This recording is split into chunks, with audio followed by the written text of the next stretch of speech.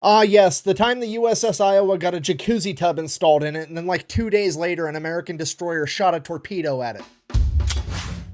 And today we're talking about the ship that shot that torpedo. Ladies and gentlemen, the unluckiest ship in U.S. naval history, the USS William D. Porter, unaffectionately nicknamed the Willie D. But first, a word from our sponsor, because this video is brought to you by me in a Quack Bang print Hawaiian shirt, because we have a bunch of new merch over at the merch store, and I just started a Patreon where I'm going to be posting all the deleted scenes from these videos and a bunch of other behind the scenes content. So if you wanted to check that out, it's all over at thefatelectrician.com. Head there after the video, which we're going to get back to right now. All right, important background info. The Willie D is a Fletcher-class destroyer. If you don't know, right after the attack on Pearl Harbor, America decided, hey, we need a bunch of more naval power if we want to fight this war. So they basically had two options of how to go about that. Option A, they could do what the Germans and the Japanese were doing by creating a couple of warships that were like really, really good, supposedly. You know, like they're going to have a bunch of armor and a bunch of firepower, and they're going to be unstoppable and huge and blah, blah, blah, blah, blah. Or option B, they could go with the tried and true American strategy of accuracy by volume. You can have one really big, really powerful warship, or you could have a shit ton of pretty good warships and just overwhelm the enemy with sheer numbers, okay? It's kind of like that decision that you make at 2 a.m. when you're drunk and you call Domino's and you're like, hey,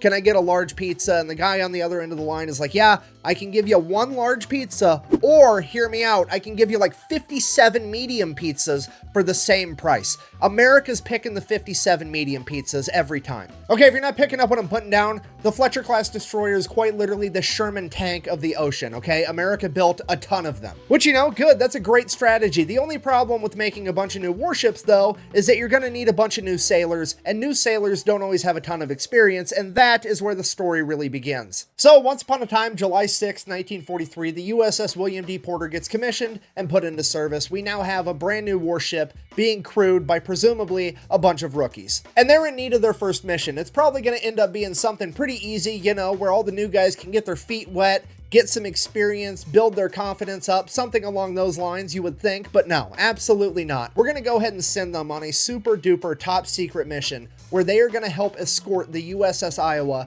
across the Atlantic Ocean to North Africa. You know, the same Atlantic Ocean that in 1943 was infested with German U-boats that were sinking hundreds of ships. And just to be clear, this mission is so secretive that nobody even involved in the mission knows what's going on until it's already happening. This is like the Snoop Dogg or Willie Nelson of secret missions, okay? This is the highest level of secrecy that you can achieve. Why is it so secretive? Because on the USS Iowa is going to be FDR, the president, his entire Joint Chiefs of Staff, and the Secretary of State. And they're all going over there so they can attend the Cairo and Tehran conferences where they're going to meet Stalin, Winston Churchill, Chiang Kai-shek, all the leaders of the different countries that are going to fight the Axis powers. And my favorite factoid of this entire mission is that the crew of the USS Iowa had no idea that they were going to be escorting the president, but at the same time, they had to make certain accommodations for the president before he showed up, including installing a jacuzzi tub in his quarters. So for a period of time, there was a bunch of new sailors looking around like, why the fuck are we getting a jacuzzi tub installed on our battleship? This is awesome. And then like a week later, FDR shows up and the whole crew's like, oh, well, this makes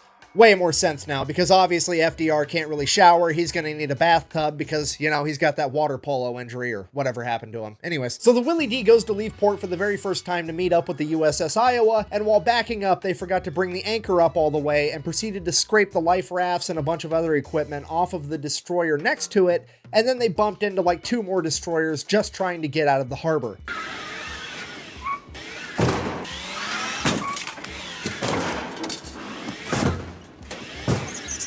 So they set out on this super secret mission escorting the president across the Atlantic. It's the USS Iowa being escorted by 3 destroyers, including the Willie D, and 2 escort carriers. Now, while they're traveling, they have to have complete silence to be as quiet as possible to not get detected by U-boats, and that includes not using the radio. Absolute radio silence. You have to communicate using signal lamps instead. So fast forward, we're like 24 hours into this 8-day-long mission. Everything is going great. Then suddenly they hit a rough patch of ocean, and the Willie D apparently didn't strap down all of their depth charges, and one of them just rolls off the ship into the water and fucking explodes.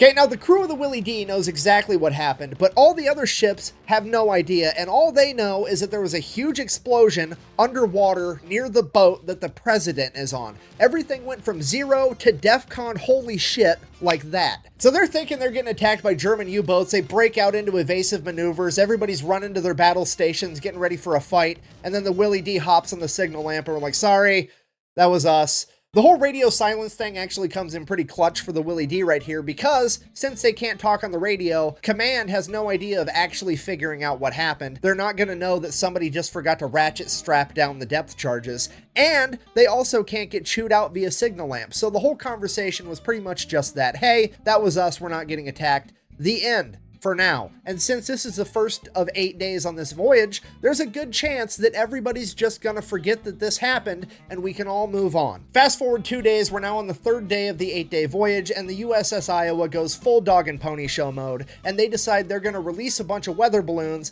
to be able to shoot their anti-aircraft guns at to show off for the president. So they get all these weather balloons up in the air, and then they proceed to let them float all the way across the continental United States from Montana to the coast of South Carolina before they shoot them down with an F-22 Raptor. Wait, that's the fucking wrong story.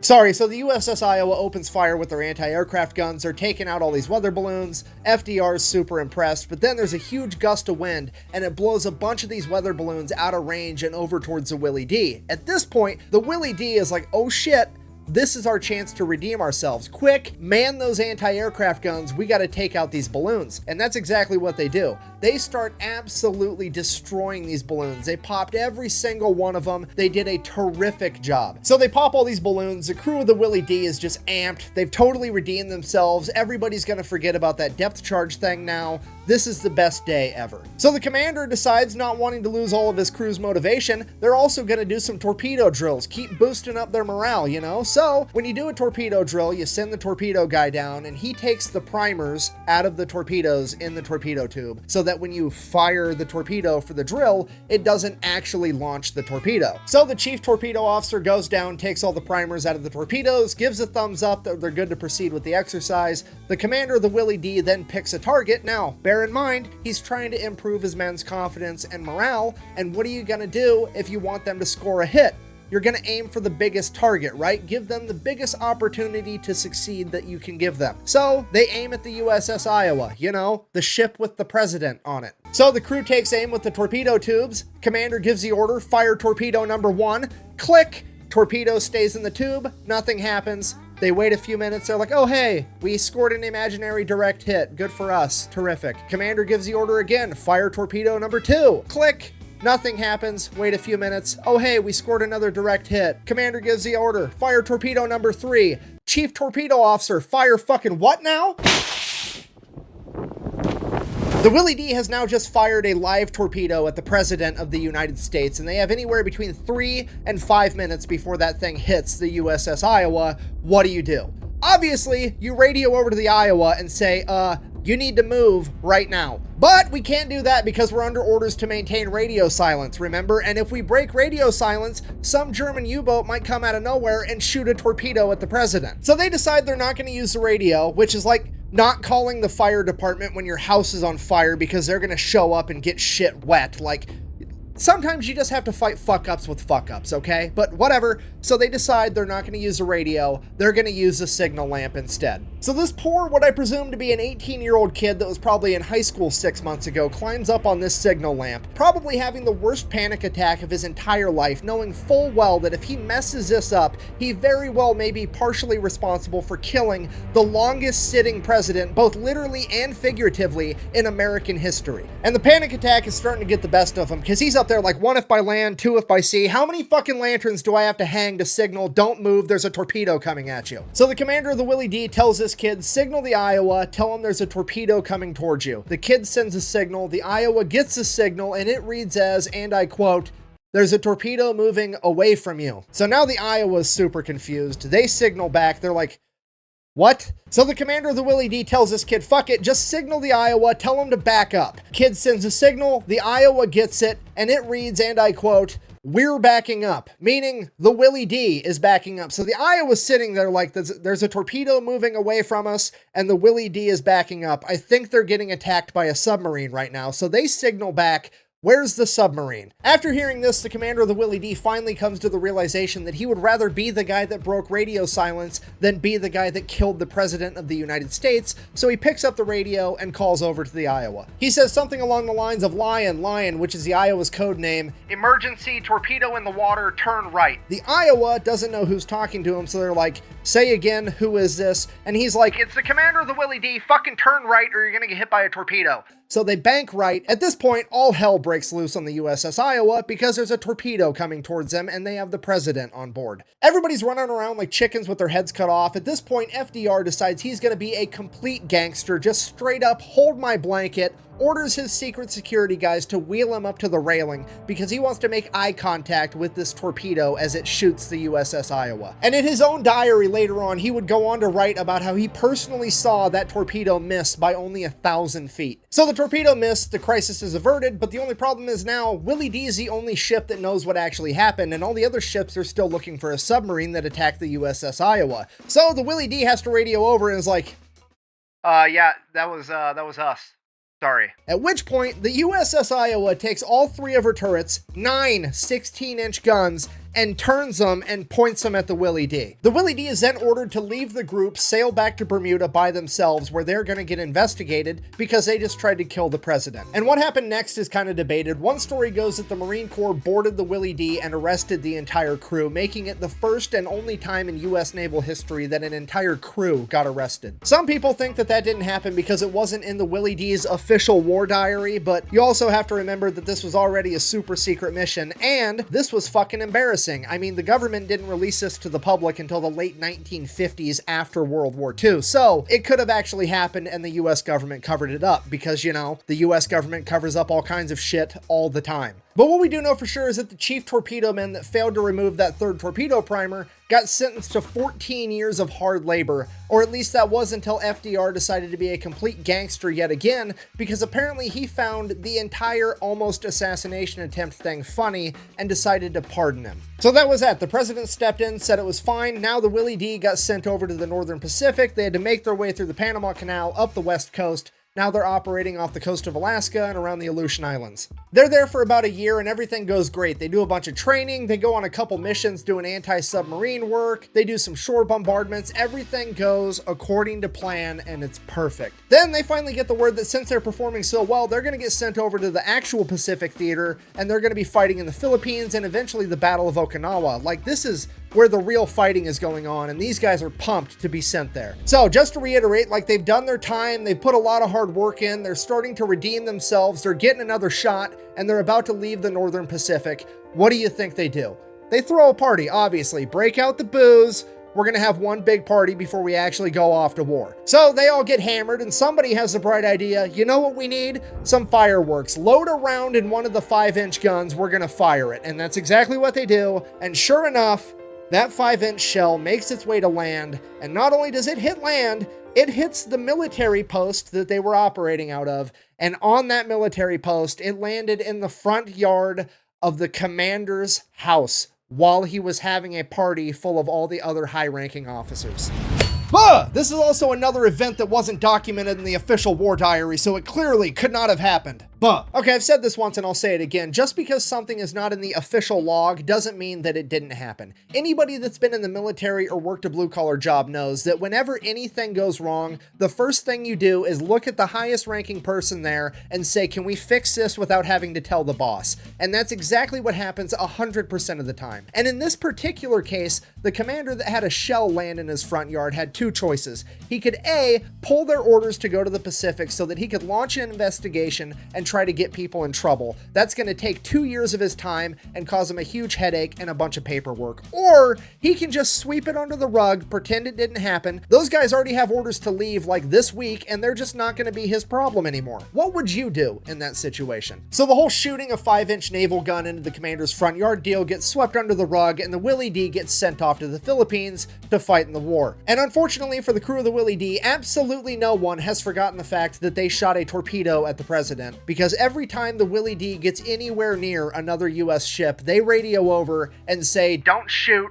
we're Republicans," you know, because FDR was a Democrat. But despite their past and despite being made fun of, they actually start kicking ass. They get put on anti-kamikaze duty and start doing a really good job. They shoot down a bunch of would-be kamikazes. They send a lot of radio transmissions letting people know that kamikazes are inbound. They're really starting to turn it around. Fast forward to the Battle of Okinawa, one of the largest naval battles of World War II, I believe the largest amphibious landing in the Pacific theater during World War II, and yes, the battle where the Yamato gets sunk. Is that relevant to the story in any way whatsoever? Absolutely not, but I'm gonna bring up the Yamato being a coral reef every chance I get for the rest of my life. Sorry, Battle of Okinawa, Willie D is on anti-kamikaze duty, and sure enough, here comes a kamikaze. But unlike usual, it's not trying to fly past the Willie D to make it to the more valuable ships. No, this kamikaze is coming for them. Now, I've heard conflicting accounts as to what type of plane this kamikaze was. I've heard that it was either an Aichi-style dive bomber, commonly referred to as a VAL, or a Mitsubishi Zero. Now, I don't know why they called the dive bomber a VAL,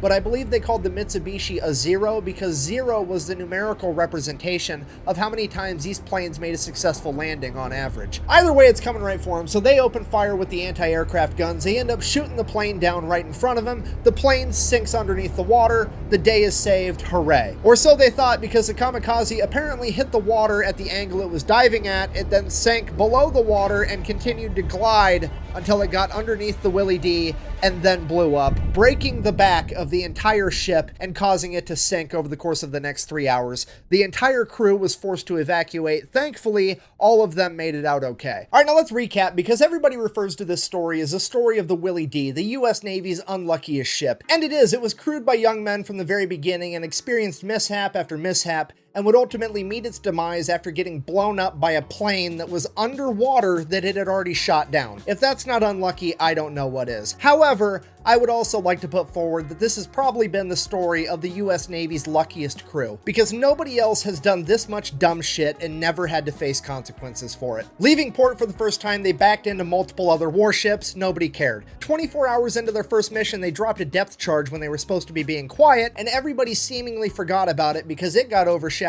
by the fact that they shot a torpedo at the President of the United States. Then, when they were about to face consequences for that, the President stepped in and pardoned them. Then, they went ahead and shot a 5-inch artillery shell into the front yard of a base commander's house while he was having a house party full of a bunch of other high-ranking military officials, meaning that that is now 2 almost accidental assassination attempts on high-ranking people in the span of a year, but that just got swept under the rug, no big deal. Then, when they finally get their shit together and start turning it around and being productive members of the military and start really kicking ass, what I can only describe as divine intervention steps in and blows up their entire ship with an underwater airplane that they had already shot down, and somehow all of them make it out completely okay. So in conclusion, I guess this has been the story of the unluckiest warship that was manned by the luckiest crew in US naval history. Thank you for watching. Best way to support the channel is go buy some merch over at thefatelectrician.com. Quack bang, out.